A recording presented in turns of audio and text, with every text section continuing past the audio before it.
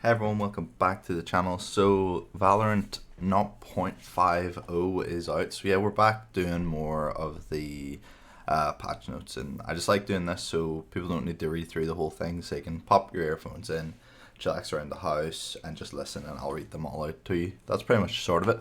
But before you go anywhere or do that, top link in the description. We're actually doing like a Road to Assassin's Creed Valhalla giveaway. I highly recommend everyone just get in it. The giveaway itself is for a gift card, so you can go and purchase like one of the older games. Or you can actually spend it on whatever you want, as long as it's PlayStation, Xbox, or Steam. So yeah, good luck with that. The last giveaway went 6, so that's why we're doing more. So yeah, Valorant patch notes 0.50. So these look pretty big, and this is, I think, the first major update since competitive came out, and there's a lot of things I hope they've addressed. So yeah, let's just see what they say here at the top before we actually get into the main patch notes. Coming at you faster than my iron rank placement, it's patch notes 0.50. If I call them 0.5, I'm sorry, it is 0.50, 0.50, whatever. These are the kind that's in Wiki Writer Scorming, so let's go. All rifles have been updated to make single tap burst fire more efficient. The idea here is to support the viability of all rifle shooting styles, tap, burst, spray, when used in optimal situations. This is tied to gun recovery time, which we'll touch on more. Okay, that's really interesting. Sage, Cypher, Omen, Viper, Brimstone, and Phoenix have all undergone changes to better align them with their intended roles to balance abilities that we found either too weak or too powerful in common situations. Very interesting. Other highlights: the cost of some agent abilities have been tuned to better reflect their impact on the game. We're also lowering the cap of the amount of credits a team can bank during a match to help opposed teams catch up. So you can't go over 9,000. And the spike now automatically falls when it gets stuck in a relevant location. You can stop bugging your tall friend now. Okay, I don't know what that means.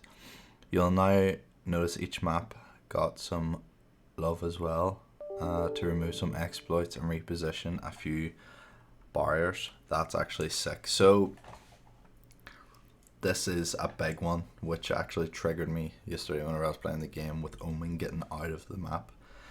First game on, two guys use the exploit where Omen can get out. Just triggered me so much I didn't even want to play the game, so hopefully that is addressed.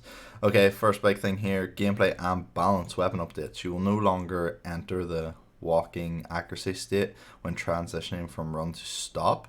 Okay, we noticed many players were entering a walking accuracy state during a run to stop transition. That made it appear as if the shot / fired were done at full speed.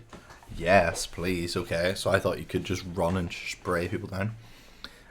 Dead zone accuracy threshold increased 25 to 30. Okay, now you can't gain walk accuracy when transitioning from a run to stop. We've also slightly increased the size of the dead zone, it's full accuracy state, to make it a bit easier to get an accurate shot out quickly.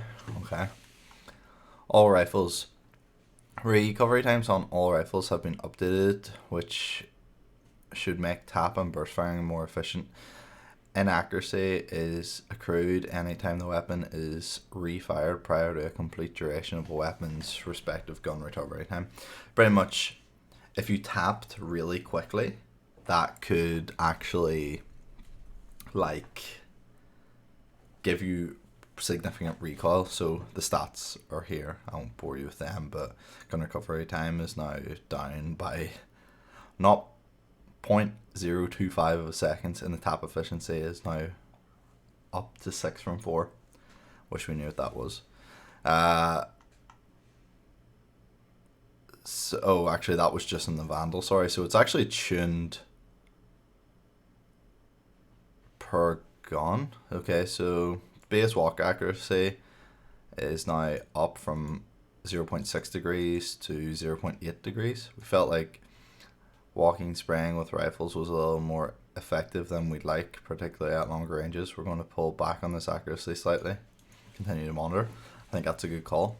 It is a different meta from CSGO, just want to say that. So a lot of people are drawing the comparisons like, oh my god, you couldn't do that in CSGO. yeah, that's CS:GO. And if you, I'm probably saying if you, Valorant's going to be different. I don't want. I don't think everyone's like input should be because CS:GO does it this way. Valorant should. It should be its own game. So yeah, horizontal. So this is for the Vandal. Horizontal yaw recoil reduced by 15% while crouching and stationary. This was intended to be the case. Now probably matches the crouch benefits of other rifles. Nice. Gun recovery time is slightly shorter. Tap efficiency is now slightly better. Phantom fixed an issue where gun recovery time was higher than intended. It is now dropped down a good bit. It's dropped from 0.55 seconds to 0.35 seconds. Tap efficiency is now up a little bit. The Bulldog automatic fire fixed an issue where gun recovery time was higher than intended. It is now 0.55 to 0.35. The Guardian was same issue again, but it's from 0.4 to 0.35. Nice. Okay, so the Vandal will be interesting to use with this recoil in crouch, because I did find myself crouching a lot, so I like it. Machine guns are significantly underperforming other weapons at their price points. Yeah, I agree. Machine guns are meant to be bullet hoses powerful once they get going. This is difficult balance to strike in a game where a single bullet from the Vandal will put you down. Our hopes here is to make machine guns better at what they do. Shoot lots and lots of bullets while also increasing the power of the Ares relative to weapons at a similar price point. Yeah, so the Ares is okay. I mean, considering it's so cheap, but let's see what they've done to it. So the Ares itself reduced the price. Wow. So it's now from 1700 to 1600. Firing error. This value is a curve that intermediate values between bullet 2 is slightly less error than bullet 1 and so on. So they just give some stats on how the accuracy and stuff changes throughout you shooting. Bullet 1. So it just gets more. What they're saying is whenever you shoot the Ares, it gets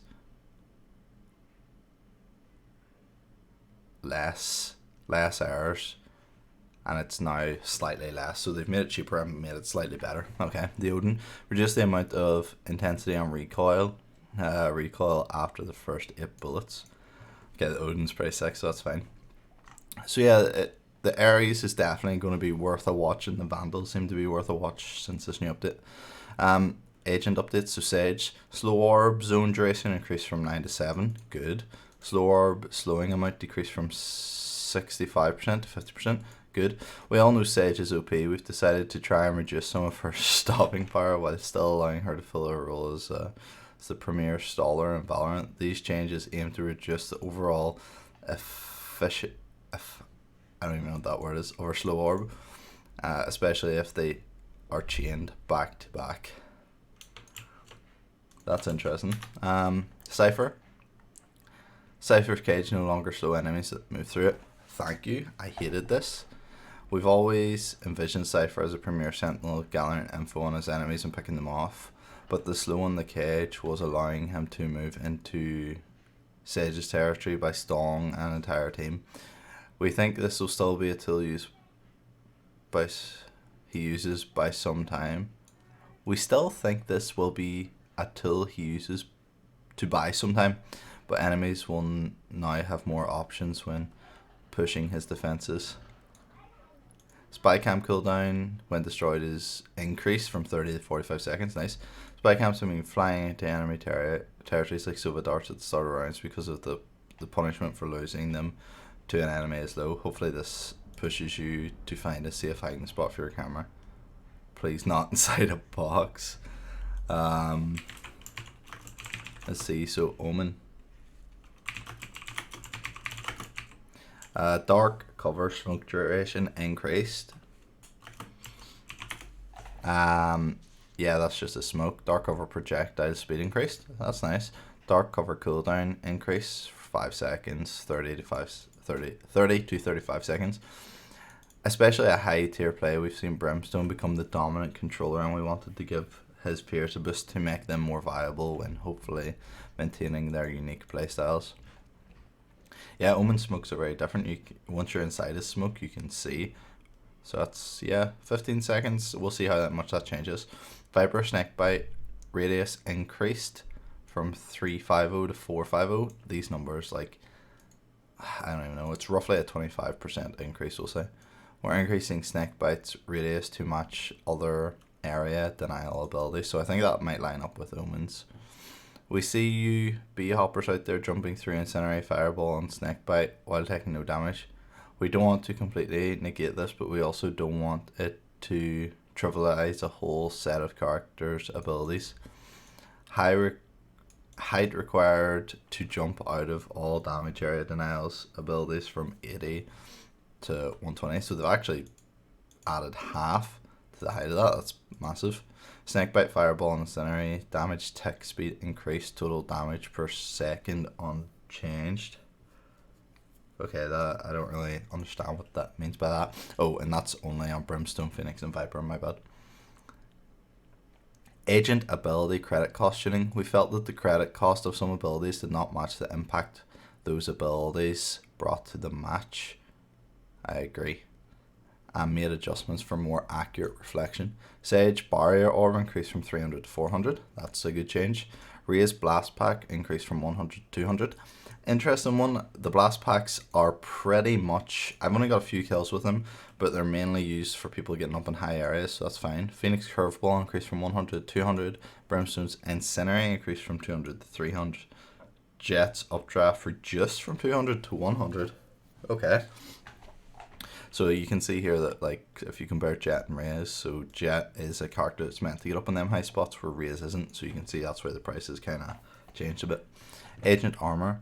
Armor carried over from prior rounds is no longer destroyed when new armor is purchased, allowing you to sell newly purchased armor to return to previous armor status instead of having no armor. Nice. Total credit cap, yeah, they already mentioned this, from 12,000 to 9,000. We're noticing that players / teams who manage to bank high amounts of credits are maintaining a rich economic state for too long, and it becomes a monumental challenge for the opposing team to dethrone their economy. Yeah, I think that'll be a good change. I have felt in times where I've just had so much money I can just keep spending and spending.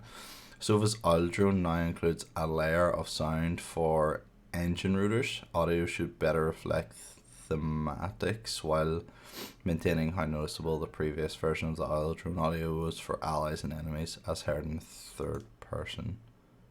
Okay, so map updates. Hopefully they've addressed Omen getting out. Attacking teams have been having difficulty finding a foothold in territory control. This is on Split.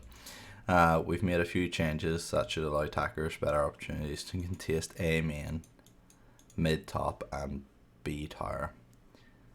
Barrier locations, those clear blue walls have been adjusted across the map to provide attackers more foothold into territory control across the map. So that's one of the cool things about this game, because of the style. You can move, instead of having to worry about where the teams spawn, you can just move the barrier for how close the attackers are to a site. And if it's only like 2 meters forward, you're still 2 meters ahead of where you would have been previously, which might get you around the corner before the enemies or something along those lines.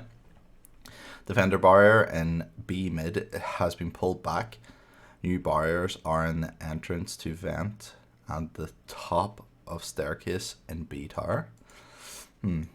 Defender barrier has been pulled back at A ramps. Nice. Attacker barrier has been pushed forward at A main. Attacker barrier has been pushed forward slightly at B main. Angled the wall on the top left interior of B tower when pushing the stairs from mid. Okay. This removes a 50-50 angle check when pushing into space, which should make it more approachable for you and try and gain control of B tower. Nice. The bomb crate in B has been changed to a metal crate to provide more cover when planting the spike. Nice. Revised art to improve performance throughout the map. Okay. I didn't think there was performance issues, but my PC is quite good. Haven, a new map exploit system, is in effect, which will have negative effects on anyone trying to escape the play space. Hopefully they just die. Updated several floor sections, so they now have appropriate material sounds. That's always good. And then the next one is for all the maps. Added fix for Cypher spy camera exports on all 3 maps. A huge thanks to everyone who's helped us track these down, including the clutch systems we've lurked in for 2 days, writing down every camera placement and fix them in real time. Backside of spawn bearers are now opaque to prevent some abuse cases. Added ability for spike to automatically fall from elevated boost positions. Fix multiple spots where Sova's Recon Dart could over-penetrate map geometry. Another shout out to everyone to help with that as well. Okay, we're getting close enough to the end now. HUD and UI. Teammate armor is now shown on the scoreboard. When the spike is planted, the spike icon in the middle UI now pulses with the audio beep. I think that's good because some people don't know sometimes. New artwork for pings to increase readability of the world. Portraits. Re-enabled portraits from players minimap. Nice. Reduce the size of the portraits and icons by several pixels. Added color to the player's own minimap icon with slightly thicker border to aid in finding oneself on the minimap. Added regulation of chat messages when using the radio menu or radio wheel. Slight increase to broken armor text size to make it easier to notice. Relocated the flyout menu for title dropdown so it opens in a more sensible location. Moved the leave match button closer to the other exit button on the menu. Okay, that'll be interesting because I feel like I'm always clicking like exit the desktop or log out. Made the logout button red to match the exit button since they both exit. Shifted location to skip button on the MVP screen so players do not accidentally press play again when spamming the skip button. That's good. Adjusted the radio wheel behavior so the mouse up and down always affects the other wheels regardless of other key bindings. Icon for need help changed from the little bug thing to a flag. Enabled attack defend icons on the upper middle game info. UI for all players, not just observers. Hooked up. Alt almost ready. Voiceover when character uses the alt status radio command or within one alt being fully charged. Okay. Quality of life. Cheaters are no longer referred to as hackers. Good. That doesn't really matter. Profanity filter setting added when enabled will filter out profanity from chat. Added a setting that allows toggling between walking and running. Okay. Viper's poison cloud no longer enters cooldown when picked up during the buy phase. Added faux coloring for Sova's Hunter Fury. Oh, okay. Added contract level up animation when unlocking free characters or purchasing contract levels. Added tooltip and explanations guide to new players towards activating their first contract. Unknown skin levels are now listed their individual cost in Radonite points and description in the collection pages. Made performance optimizations to address FPS drops when you or your allies are shooting. Various social panel improvements to support better error handling and messaging. Keep players centered minimap is now the default setting. Renamed first person enhanced visuals graphics to Bloom. Yeah. As discovered by a guy on Reddit, this setting affects more than just first person visuals. It's actually a visual bloom or glow effect which permanently affects weapons renders. Fair. Renamed shadow graphic settings to first person shadows. The setting only affects shadows shown on players' weapons, hands, arms. Observer HUD. Dead players will now appear grey out in the HUD rather than hidden.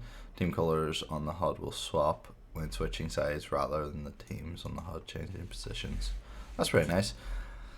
And but bug fixes in game. Cypher and Sova will no longer float in the air if the Sage barrier orb wall they are standing on is destroyed while using spy cam or oil drone. Cypher can no longer pick up traps after enemy has triggered it. Sova's oil drone can no longer rapid fire darts if the prior one hits an enemy.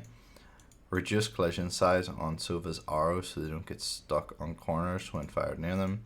Remove placeholder mesh from Viper's toxic screen projectile. When using the ping wheel on the map, right clicking now correctly cancels the action and does not place a ping. Fix the bug where the spike UI sometimes would overlap with a HUD. Fix the bug where weapons ammo count and HUD would disappear swapping to your knife. Remove the spike icon being visible on enemies player minimap icon. Spike can no longer be planted, particularly in map geometry. Not sure what that means. This also fixes case where spike camera was not appearing inside the spike. Okay, bars on the minimap no longer adjust positions incorrectly during the buy phase if you open the mega map. Fix a bug where various issues would occur after multiple players would fulfill a weapon buy at the same time. Fix a bug where the game would hit/stutter when opening an in-game menu. Fix an issue where game hit/stutter would opening in the in-game shop. Fix a rare movement bug where resurrected players who were tagged would have jittery movement in the first person perspective. Fixed a bug where some weapons lost their muzzle flashes in first person when tracers were disabled.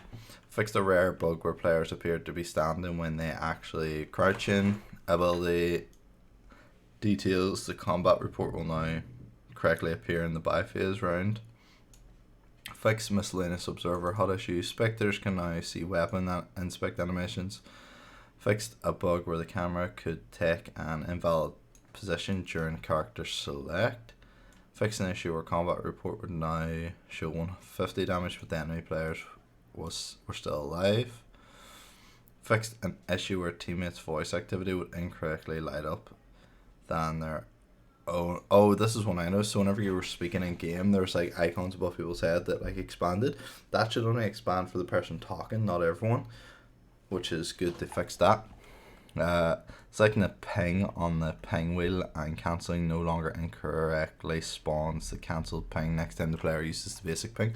Okay, and last but not least, a few game client fixes. Fixed incorrect location of text when hovering rewards in the contracts. Fixed a bug where purchase refunds were not reflected in clients until it was restarted. Fixed a bug where players' cards were cropped on the Arsenal menu screen. Fixed a bug where some languages mission descriptions would appear truncated, that just means cut off. Fixed an issue where the distortion graphic settings were not properly enabled. Enabling this may have a performance impact on some older graphics cards. So yeah, that is a beefy 0.50 patch note. So yeah, this video was a lot longer than I expected, but hopefully you all enjoyed it. And yeah, make sure to check out the giveaway down below, make sure to like and make sure to subscribe, and I will see you in the next one.